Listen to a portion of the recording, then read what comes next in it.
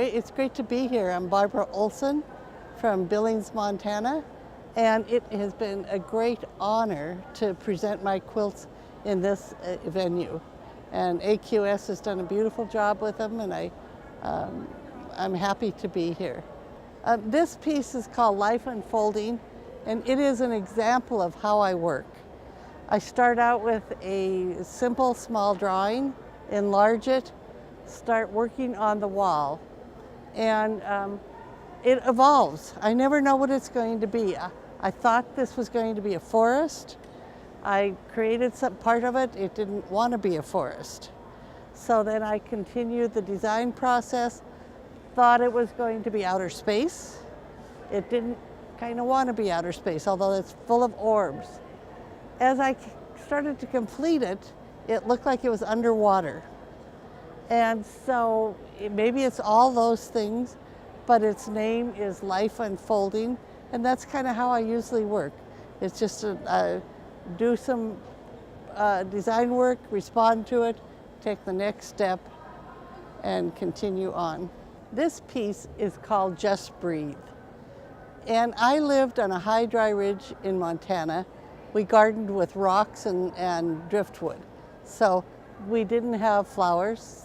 And so these are just flowers from my imagination and my doodles. And the big yellow flower is where it all started.